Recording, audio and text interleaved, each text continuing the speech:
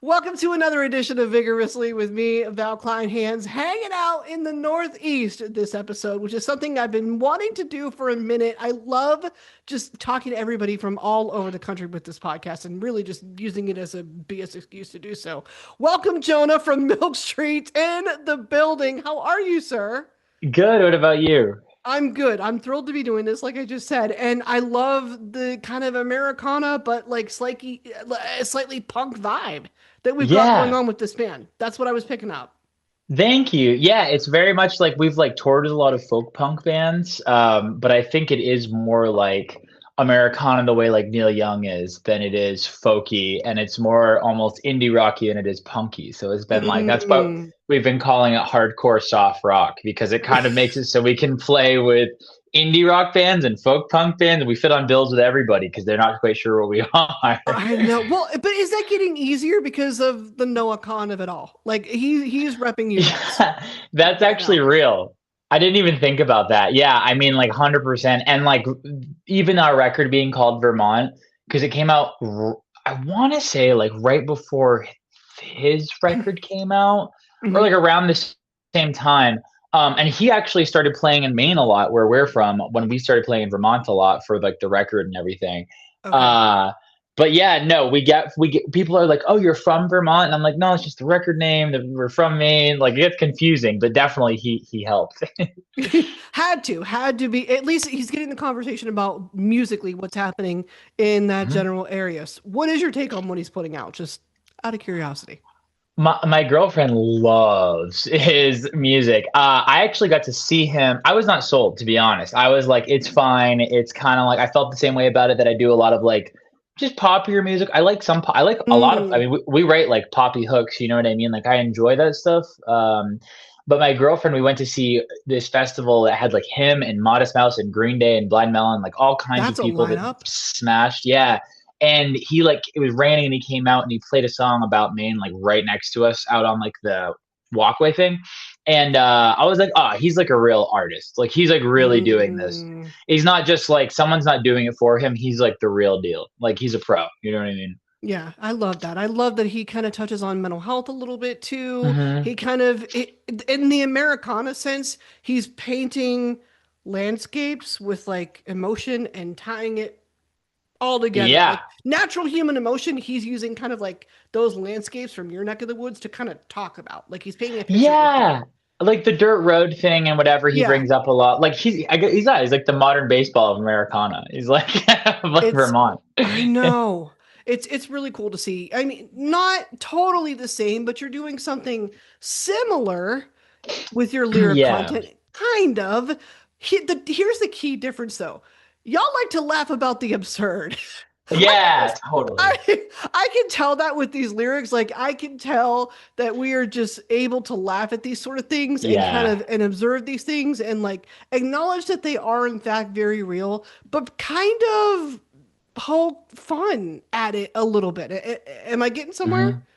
100%. Yeah, I think that like especially with the new record is and obviously it hasn't been announced, but it is a full record and it's like it definitely started like the first song I wrote for it was Just So, and it definitely like I was trying to write stuff. We were still touring on Vermont stuff, and I was trying to write music, and everything that came out because my process is usually I'll like write something. I'll just kind of because I don't know notes or I know some, but I don't know like music theory like maybe my drummer Harry does.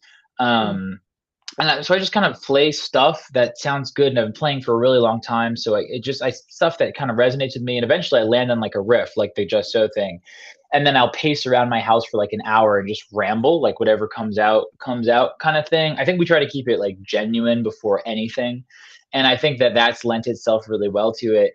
But everything that came out was like I'm sad, I'm so sad, I'm just so sad, and like I was like, dude, do you know?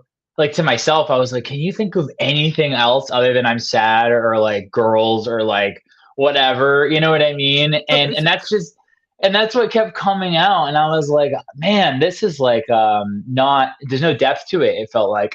So then I just started really like I was literally like making fun of myself. Like, I don't know why. It always has to be about sex or whatever. So yeah, it was like And then once I got that out of the way and I actually wrote a song about it, uh, everything else has on the rest of the record has an incredible amount of depth to the point where I feel like when we play it live, I feel like naked on stage almost. I feel like Mm.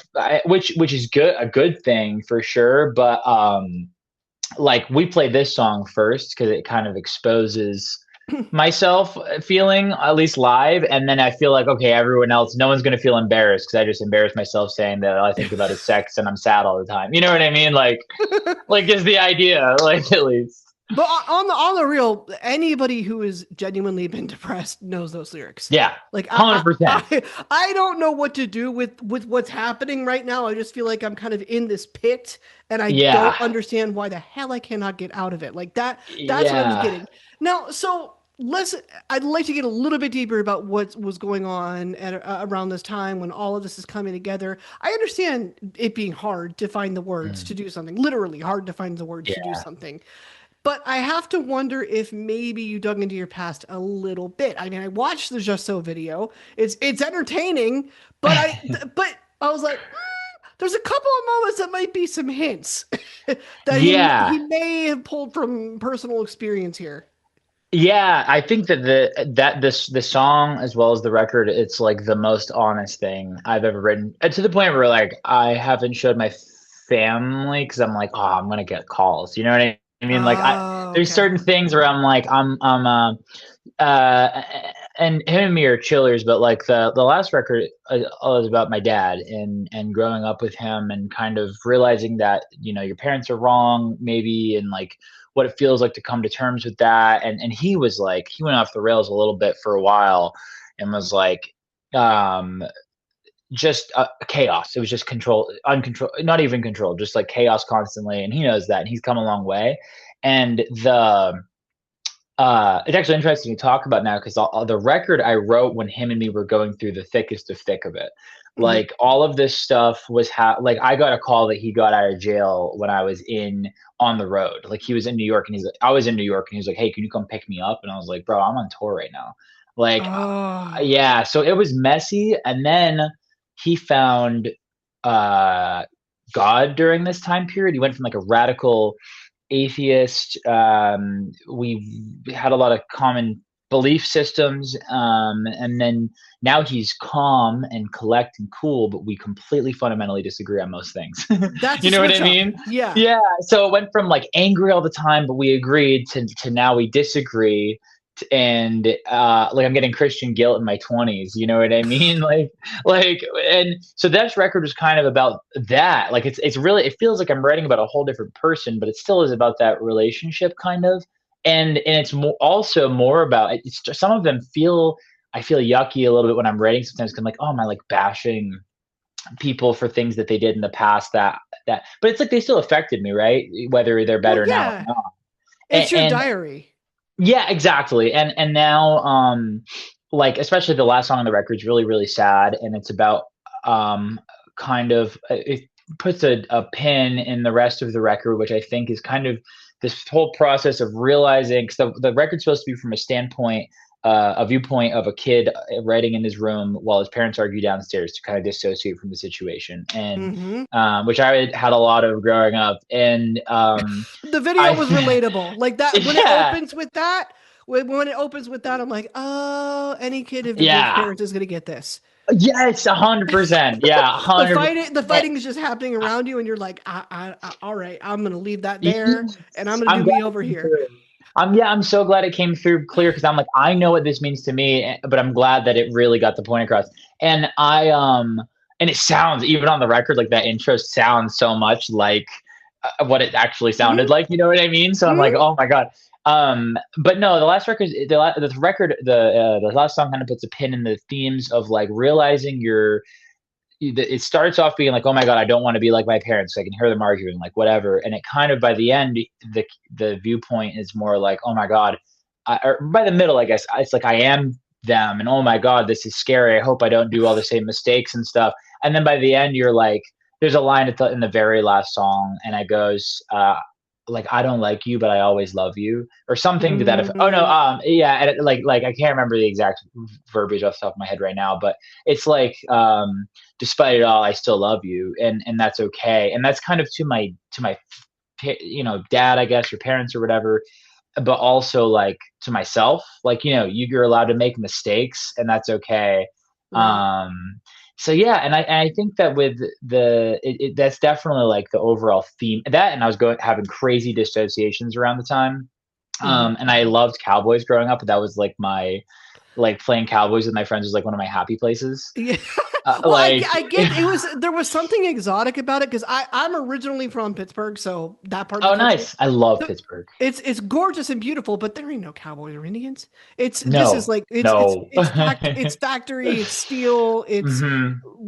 rivers and hills where you can't see the horizon the way you could Right. see it on the west. But coming here, that there's a little bit of that that's embraced, or at least they definitely embrace native culture That's fair. Yeah, much 100%. much more here than they did in Pittsburgh. And I think there's historical reasons for that. But 100%.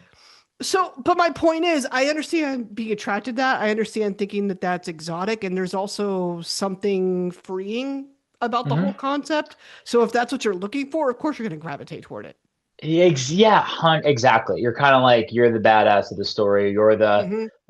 and also I think it's kind of cool that in hindsight I kind of went through with the record different, like the early stages of figuring out is like who you are is kind of bolstering that ego and being like, no, I'm a cowboy, I'm a badass, I'm a blah blah blah. And then eventually you realize how vulnerable you really are. And as the record progressed, Mm. I wrote all the songs unrelated to each other, thinking they wouldn't even actually fit together. Some of them I thought they'd be on different records.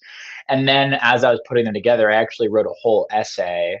Um, I had a music video idea for every song, and I Mhm. actually put a through line for all of, like, a timeline for all of the songs and what point of grief, stages of grief, the kid Henry is at. And but like I was having dissociations, and actually when we were recording the record, we wanted to put some record scratches on this album, and one of the things we found was a Lone Ranger record, Oh, and okay. we let it roll, and there's some like audio in the next single that's coming out from the actual vinyl of, like, from the Lone Ranger thing. It goes and it sounded like he was alone or something like that. So I was Yeah. like, oh, it would be so cool to be like, oh, the dissociations the kid's having are like he's a cowboy, but then every time he actually gets to the point, kind of like in a dream, every time you go to like punch someone, you just fall flat. Like every time he goes to do the badass thing, he like cries. Kind of was Right. the idea. It just got to the good part. No, I don't want to Yeah, wake up. Like, exactly. why? I was just about to ride off into the sunset. No, I understand that. But it sounds like your sunset is accepting that your life was what it was Exactly. and saying, okay, okay, I can leave that at okay. Yeah, it is what it is, right? I found, after I wrote the record, actually, I had a surgery and I found a book that kind of changed my life, two books, and it got me meditating and looking at the world through some like Buddhist philosophy and different things. And Mhm. Alan Watts I started listening to a lot, just stuff like that, and totally changed my life. I feel content now. I mean, like, I have rough, like, don't get me wrong, I'm going through some stuff all the time, but like I found I have like a toolbox now a little more than I did when I wrote the record, where I feel content with a lot of things, even if it's not okay, it's fine. You know what I mean? Like, Yeah.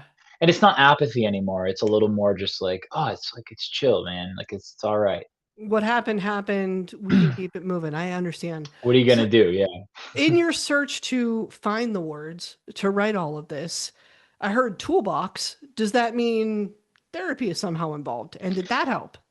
Yeah, yeah, I know, right? The therapist jargon, like, Yeah, 100%, that's what like I've been real, through it too. The only reason oh, I know that real. is because I've been through it too, and I'm like, oh yeah. But for us, it was mindfulness and literally like Yeah. kind of what you're talking about, a little bit of meditation, and that like they had us like literally holding an orange and going, okay, your only focus is that orange. Like what, like the things you can taste and smell and touch and see, kind of thing, like Mindfulness. grounding exercises. Yeah, Yes, and for someone yeah, as anxious as I was, and dealing with all the things, similar things, to you, yeah, that helped me realize, okay, I can just leave something right where it's at, and then leave everything else behind too, or at least I yeah. can look at it for what it is. It taught me how to think.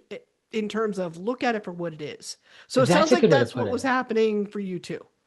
Yeah, I actually there's like a thing way back in college or early college. I found there was I had to do like this like philosophy class, and there was a Buddhist section, and they talked about like when you're doing dishes, focusing on every dish and like the Yeah. catharticism. And I was like, I don't understand. At the time, I was like, I got better shit to do. Why would I do that? Right. Why do Like, we you want know to what do I mean? dishes? I have songs to write. Like, what am I doing? And then now, I get it. Like today, even I'm like, I was overwhelmed a little bit with work, and I got anxious, and I was like, I'm gonna go for a walk, and I focused. I sat down and I was just focused on this bumblebee for like an hour. I ended up just literally sitting there watching this bumblebee, and I was like, oh, this is what it is. You know what I mean? Mhm. Um, but I think like with therapy, I always reacted negatively to like therapists where they just like let you talk and then someday they drop some big truth bomb on you. You know what I mean? And also, there's like a lot of studies that I've been like looking into that are reading. I would say if I wasn't a musician, I would have been a psychologist or anthropologist. Like I It's love interesting. it's like my special interest. Yeah, 100%. And it there's studies that like talking about things are just making you reliving them. Like the venting idea is making you reliving all these experiences. So eventually I landed on this therapist just randomly. That was the type of therapy is called IFS, internal family systems, Never and heard of it. that oh my god, it What is like it? completely changed my life. It was invented around like the 60s or 70s, and the idea is that instead of that we're all parts. Like we all Mhm. have all these parts in us. And like maybe I have one that was created when my dad used to be really volatile that wants to like wants to fix things and became really good at gauging if someone's mood slightly shifts. But because of that, I feel a lot Mm. of guilt and shame when someone has a negative mood shift. I think maybe it's my fault. And then once that kid in me, and they make you like close your eyes, like, what does it look like? Is it blue? Is it green? Does it look like a person? Does it like you literally put a name and a thing to the part? And then the second you identify it, I swear to God, it feels like that anxiety, whatever anxiety that part's causing, shifts because now it's been acknowledged instead of smothered, and now you're showing it compassion and love. And the second you do that, it becomes movable, A, and then B, it no longer has to shout over the noise of you trying to smother it. And then like the more you like, smother these little parts, the more they're like, look at me, look at me, look at me, is the idea at least. Yeah, And I embracing it. yeah, and I'm like super, super visual. I need analogies for like everything. So like that's helped me a lot. And I even feel like I built relationships with these different parts of myself and become closer to who I actually am because all these parts have their own spots in me as opposed to like being piled on top of each other, all like arguing with each other for noise. Kind of think of it like a bunch of little kids in a playpen and you're like trying to wrangle them all the time. And yeah, that's how they describe it. It's like incredible. It changed, and if Yeah. they use a lot of mindfulness and meditation and whatever works best for you, kind of thing. But like, it's more about getting to the root of a problem. Like you might talk about a problem a little, and then they'll be like, "That's a trailhead. I think there's a part that seems to want this, and this. Where is that in you? Is it in your arms? Is it in you identify it in your body? It's like super cool. It blew my Oh, mind. okay. There's got to be a book about this or something that you 100%. read. Yeah. There's a guy, I can't remember his name, but he was friends with a guy who actually like started AA and invented that Oh, whole system. okay. But he was also friends with Alan Watts. He meditated, all these things, but he was just a therapist, like a licensed psychologist for many years.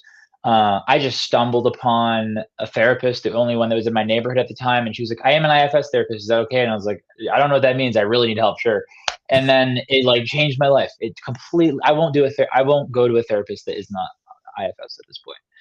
It I like see. yeah, Okay. it's game changer. It's crazy. Alan Watts. That's the guy's name.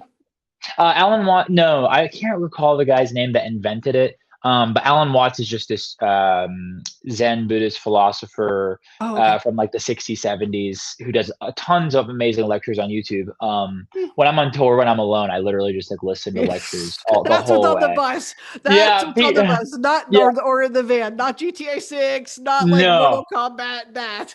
it's Alan, and I actually my bandmates usually are like, "Oh my god!" Every time I put it on, so I have to put AirPods in while I listen to music. It just grounds me. I just feel like I'm like rediscovering something about myself every day through it, and it's the only way that I found like peace was like is through all these like things that like tools, you know. I could see using it in a productive way too. Like if you're coming Mhm. up with images, if you're literally coming up with colors, words, whatever, while you're going through the ISS process, that's gonna help Yeah. with your writing. Oh yeah. No, I actually it was funny because when I started meditating, I was worried. I was like, man, I'm like clearing my brain. I need the mess to like write about or whatever, or like Mm. or even though my process was just spewing stuff until something came out good, and I was like, I don't have all that go go go because I'm not anxious. And before it was like the anxiety was what was pushing all these words out, but now it's a little not even calculated, but I'll meditate or whatever, and I'll go for like today. Last night I had this idea for a song in my head. I'm really excited about actually, and I like wrote down the lyrics, and I was like, I can't forget the melody.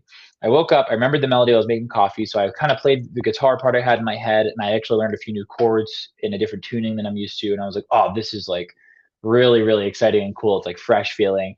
And then I didn't really and then instead of like stressing about, oh my god, I have to finish it, what are this drum part, what's the bass part, like freaking out like I usually do, I was like, I'm just gonna go for a walk. And I did some computer work and went for a walk, and actually on my walk I heard a melody in my head, and I was like, oh, what is that? And then I heard two melodies that were interacting with each other, and then I was like, oh my god, that actually is in the same key and fits into the song I was writing earlier. Like I finished the song by not worrying about it, just going about my day. It just came to Okay. me, you know what I mean?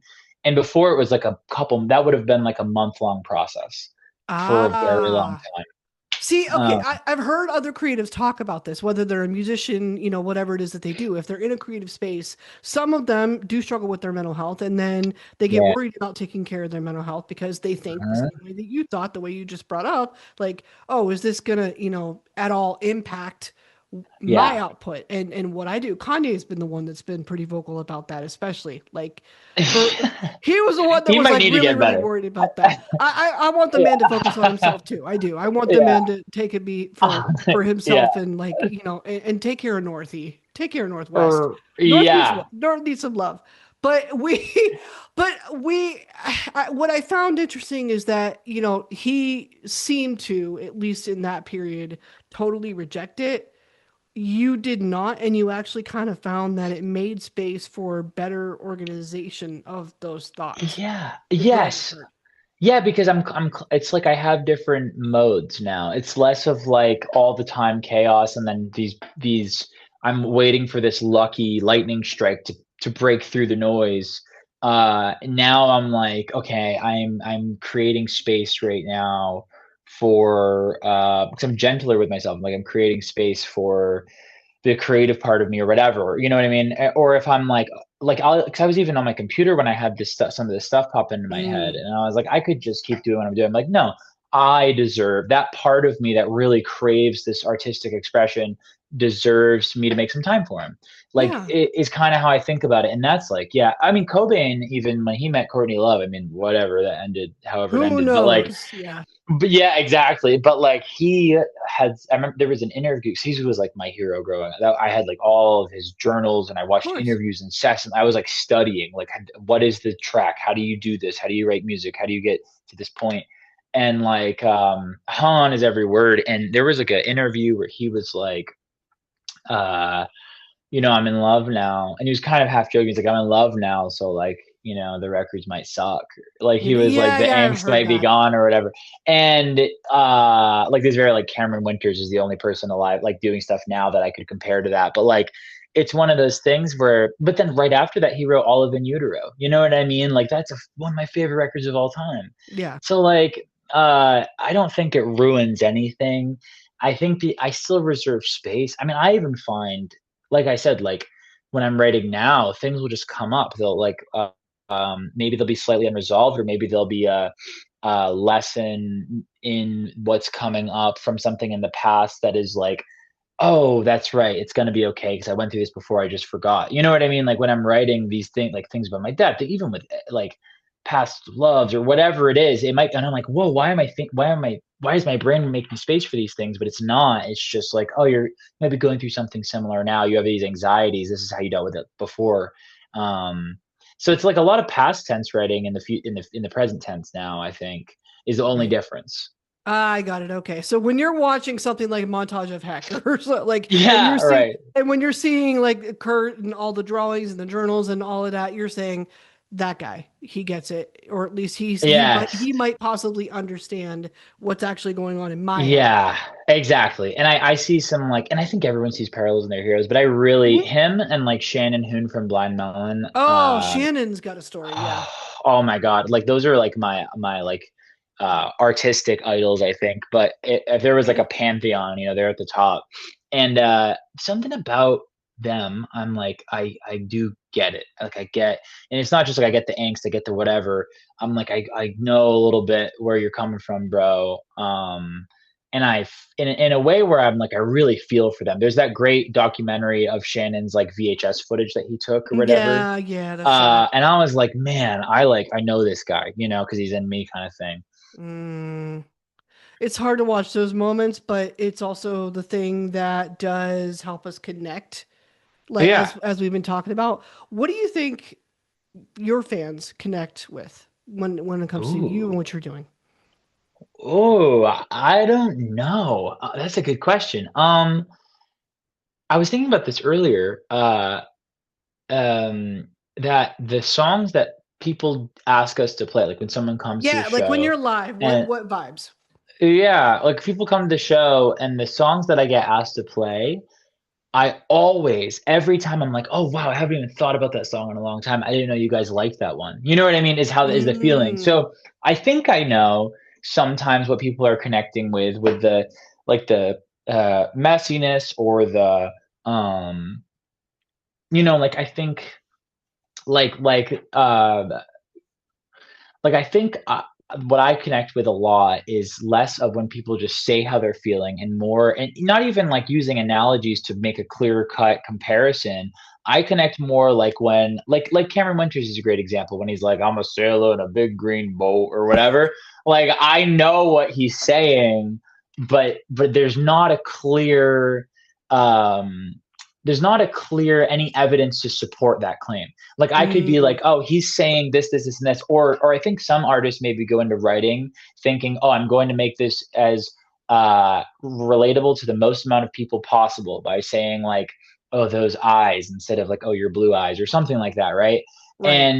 And I think like I think when you just kind of say whatever comes out, like whatever you just like I say, I kind of ramble and things will just pop into my head. And when you just like I'll get a beat and then I'll just go. Once I get like this morning, the song is like he's a really big man in a really small car, and then I just like let myself and a whole song came out.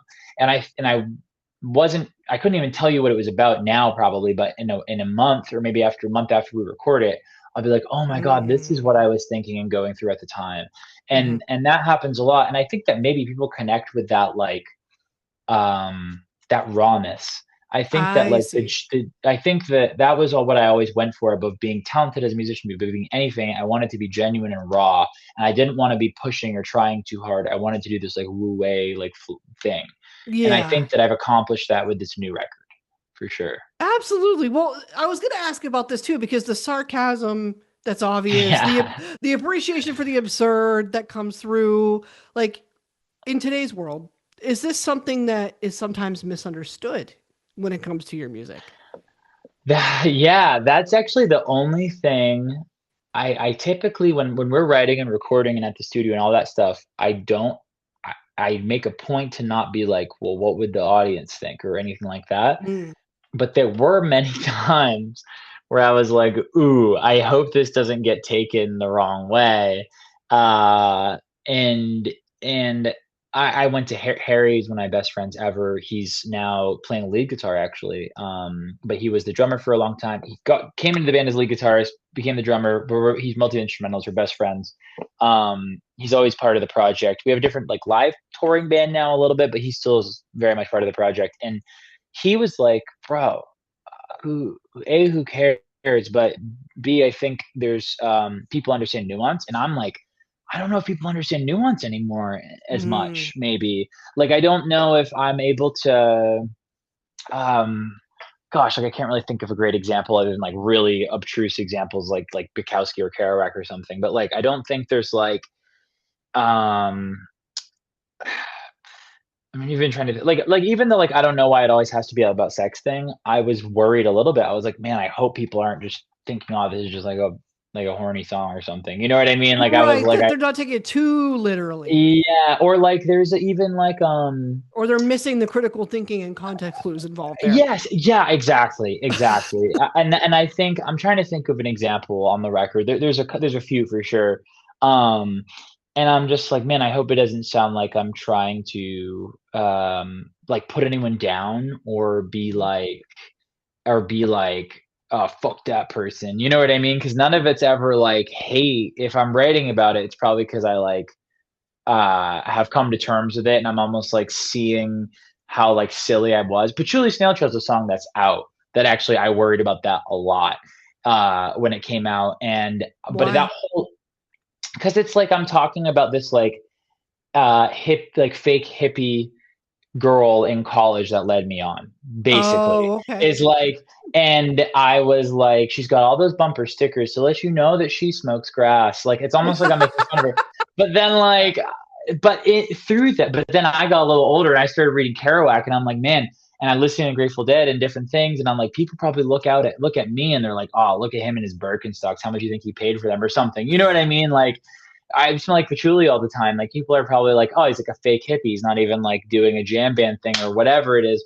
I don't think of it like this or that. And she probably didn't either. But at the time I was just frustrated. So then like the first half of the song is feels a little on the nose. Second half is I think it's obvious that I'm mocking myself. And I'm like, Mm, oh yeah, but I'm like, hey, look at this like fake ass person. And then it's like, oh, but me too. You know what I mean? I Like, get it. and I hope that came through. But sometimes I'm like, who knows? You know, people might hear that and be like, I'm saying like you're a patchouli snail trail, saying like you led me on, and I'm like, man, this could be taken really wrong if. But whatever, right? Like, I mean, what are you gonna do? You know? Well, at some point you have to decide, look, this is us. This is us. I'm going to put it out Yeah. as us. You're going to like it or not. And Right.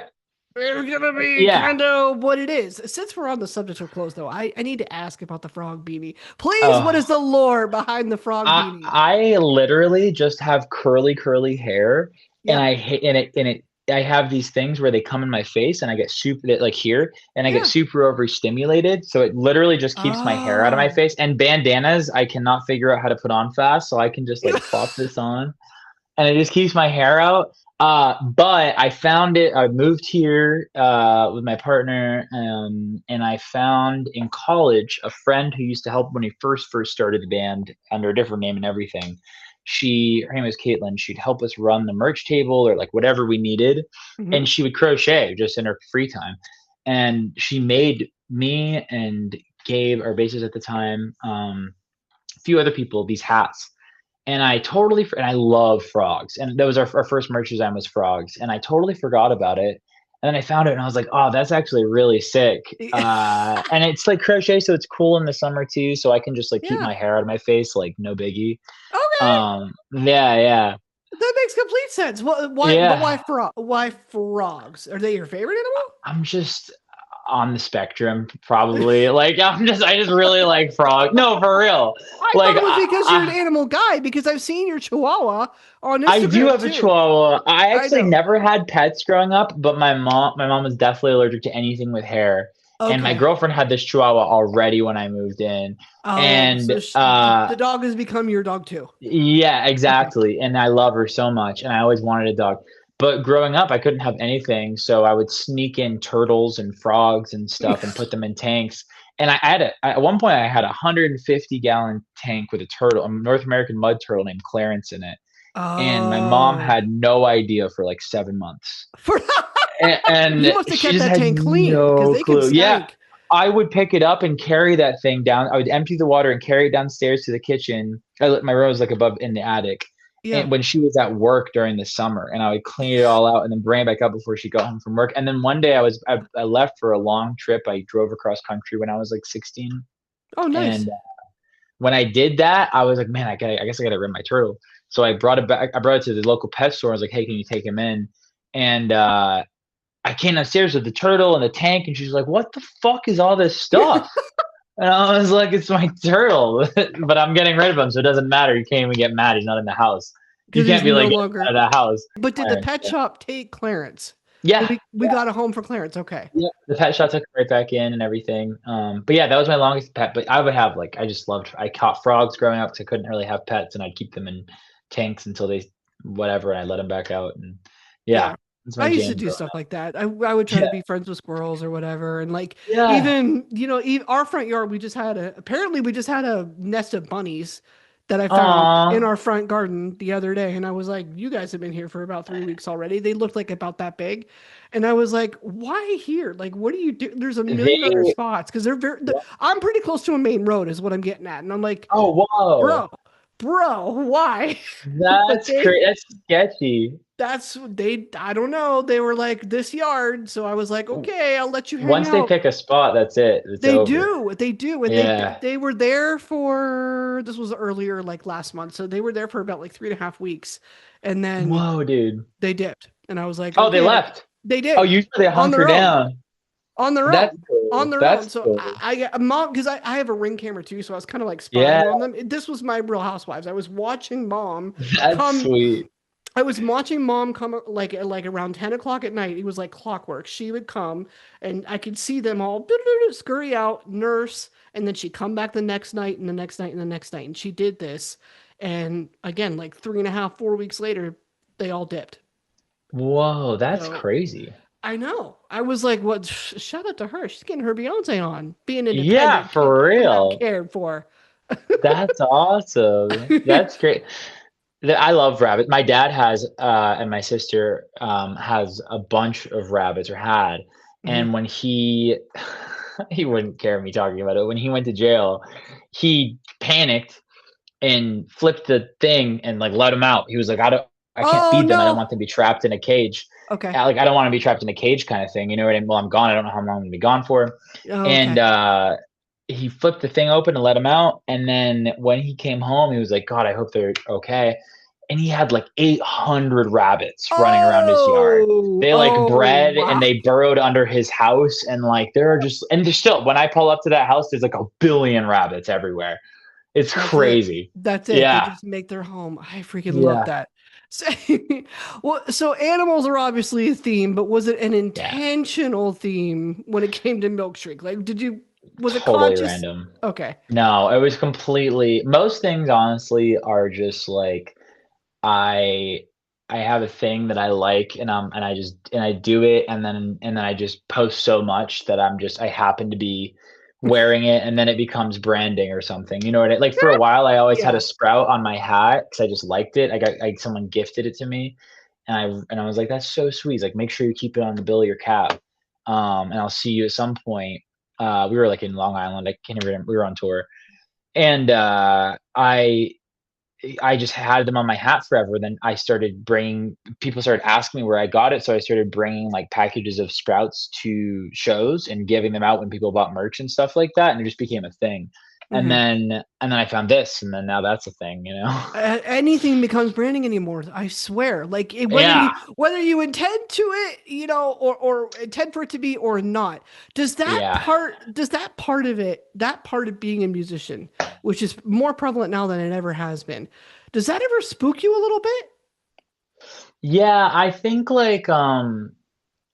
it's nice because there's two parts to it. Like I do think it's a cool thing because then I don't have to like push for this like I don't have to think about branding as much or something. Like I don't have to think about like what's our logo. Like I want a good logo and I want a good design. And so I go to local, like the artist that made the frog design, actually was totally unrelated to this hat. I Oh. just was like, hey, I want like a frog version and a dog version Hmm. of these cowboy guys. And the dog version we didn't roll with, but there's a song called God's Dog on the record, so I was like, that would be cool. And I want there to be like these dissociative animal versions of this kid or whatever. And we went to the artist who did all of Alex G's like Southern Sky era stuff. Mm. And Chubby Pumpers is his name on Instagram, and I have loved their art for a long time now. So I was like, oh my god, please. Um, but yeah, it just happened to do it. I was like, maybe a frog, and they did that, and then I found this like right after, and I was like, oh, that's kind of like perfect. And now like in Maine, we'll get recognized like out and about, like, oh, Jonah from Milk Street. But down in New Hampshire, we've done just enough stuff, and I've posted just enough where people are like, oh, hey, you're that guy. I had people like at my job, like out just out in public, be like, oh, you're that guy. I recognize you because the frog hat, and I'm like, Yeah. oh, that's like easy. I don't have to be like at every show, I'm Jonah, we're Milk Street. I'm Jonah, we're Milk Street. I can just wear the hat and people are like, oh my God, frog hat guy, that's Milk Street or whatever. Oh, I Like, know that guy. Yeah. yeah, and I'm fine. I'm chill with that. Like, I would way rather it be like a passive thing that I just happen to wear all the time every day. Like, I wear this everywhere. If I'm not at like work at my day job, I'm wearing it 20 because it keeps my hair out of my face. And Yeah. it's helped. Like, we'll even get to shows and venues will be like, "Oh, you're the band. Here, come on in," like that kind of thing. And They it's know. helped. See, yeah, Yeah, that is pretty helpful because that's yeah, pretty weird if they're like, "Are you the band?" You should yeah, look like you're in a band. yeah. And there was a time period where I was like getting anxious. I wanted to. I always want. I want more people to hear the most people amount possible to hear our music, right? Like, I Mhm. want that's the goal in the end, is like people to check it out. So like there was a period when I first started to become conscious that that was like a big part of the goal, or at least that there were new steps I would have to, Part new of and big reaching and it. hard. Yeah, like to have to get there. I was like, I became super dysphoric in a way. I was of like, oh, who am I compared to who this thing of myself is that I'm having to like push and promote and like post about. Like, so then I just started doing like just passive, like whatever videos we were taking on tour already because we thought they were funny, I would post those. And then I started just taking videos of me playing guitar or playing the songs. I'm like, I guess this is what people are here for mostly, is like our music, right? So and then with the frog hat, it just like connected. It was like this like thing. And we've Yeah. gotten more traction now than ever because of all of those things, I think. Because it's fun. It's just Because I stopped fun. trying. That's the word. Yeah. Yeah. Yeah. Fun is the word. But take me back to the 100%. moment when you did fall in love with music. Whoa. Uh this sounds like cliche and whatever, but I don't remember a time when I like wasn't, I guess. Um Mm, my dad, my earlier memories was like going to Fish shows with my dad, and he would of course you did. Northeast. yeah, he at my well, his girlfriend at the time and my stepsister, she did henna tattoos and he sold food, I guess. And we would get pulled around in like a blue wagon all day by whoever wasn't working or like their friends. Hmm. And that happened pretty often. And he would always do this thing in the car where he'd be like, what band is this? What band is that? So then I was like, oh, I got to figure out Oh. what band is playing, and then he would just like wail on his electric guitar constantly. He had drums in the house. He just always had music around, and he wanted more than anything to be in a band growing up, so he had like tons of records.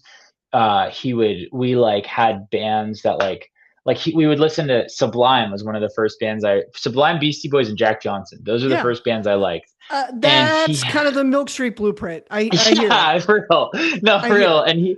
And I remember he would drive, and he would always listen to all his music on like full blast, and I would look through the inserts of all the CDs that we would be Mhm. listening to, and I'd read the lyrics as they were going, and I was really fascinated. This was like maybe 4 or 5 years old probably, and I was like really fascinated with how like the lyrics flowed together, and I remember thinking all the time, like, why does the line stop there and then restart here? Like, why is it not one big thing? Mm. Just like weird little things.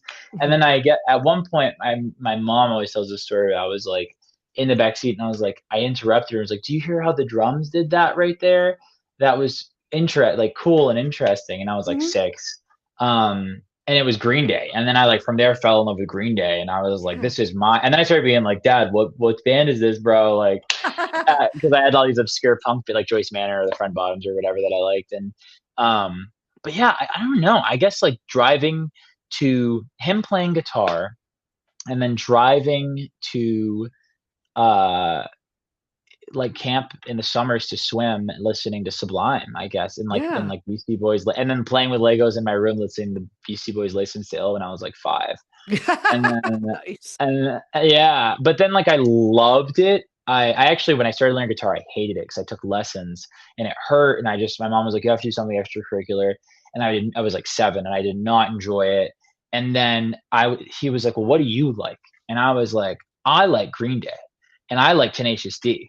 And he was like, well, if you don't tell your mom and you bring in your CDs, I'll teach you Green Day and Tenacious D songs. And Oh. he taught me Tribute by Tenacious D, and the first song I ever learned was Good Riddance, Time of Your Life by Green Day, because it's super easy, GECD.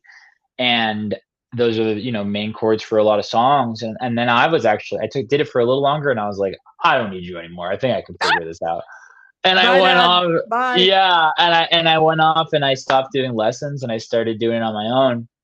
But that, I think, like Green Day and finding Green Day, and I found Enema of the State in like middle school by Blink. Like I was Yeah, like yeah. 12 because I didn't start writing music, but the second it came with it. The Enema of the State copy came with this like bootleg DVD documentary thing for Blink 182. And I remember laying in bed and it was like the middle of summer, and I was like, oh, that's what I want to do with my life. I want to be in Mm. bands so that I don't have to grow up. Was like the idea. I was like, they're eating avocado. They were making guacamole for a party in their toilet bowl of their apartment, and I was like, that's what I want to do. So I was like, I'm That's going to the be in a life. band. Yeah, I was like, that's it. And then from there, now I'm here. So What, so your dad had all the makings of the passion and wanting to be a musician. Why didn't it yeah, happen? we've talked about it. We're, like I said, we're chill, and I've said these things to him as well. Like he just didn't. He made excuses for all the reasons why he couldn't do things, and he would say that if he were here right now. He Mm. made excuses for why he couldn't do anything, or if he got fired, he said he quit. Like that kind of thing. Like it Mm. was just like everything was someone else's fault, and there was always a bad guy. And I actually, that was one of the things on the record that I kind of started to see myself do. I was like, ooh, I gotta like check that. I gotta like not always need someone to complain about, or a bad guy, or like this or that. It just makes you a negative person. And I think that like that judginess or something is something that I learned for a little bit. Um but yeah, like he's just now at like 52 years old getting over figuring these things out. You know what I mean? In the last few Yeah. years. And I think that's really what it was. And he had moved to Indiana for a minute, but then came right back home. Like, and he had a reason. And when he asked him back then about it, he's like, "Well, yeah, I had to come back for my family because they couldn't handle themselves or whatever." Like talking about his sisters and brothers, and it's like, no, you came back because you got freaked out or whatever. Like Yeah. whatever it was. There's probably something a little deeper there. And but he used to drink pretty heavy, but he would write a lot when he did. And he gave me all of his books because he's religious now and doesn't read any of his books, I guess. And anyways, he gave me all this stuff, and some of them had like bookmarks of notes that he had written, like poems that he wrote. And I don't think he realized they were in there. Okay. They're like really good, like really, really, really good. And they inspired you. Now I guess I just got them like in the last couple weeks, really, or the last month. Oh, okay. And I've been reading some of them as I flip through the books. I'm like, oh, there's like another one. And they're like, chicken scratch, but they're pretty good. Definitely written by like a drunken 35-year-old or whatever, but like really decent, and I enjoy reading them. I actually haven't told him that yet, but yeah, like they're really good. I think they're sick. And I think a lot of potential and a lot of inspiration and tons and tons and tons of creativity. And I think that he still uses it. It's just now he's just a different person, and not in a good or bad way, just totally different.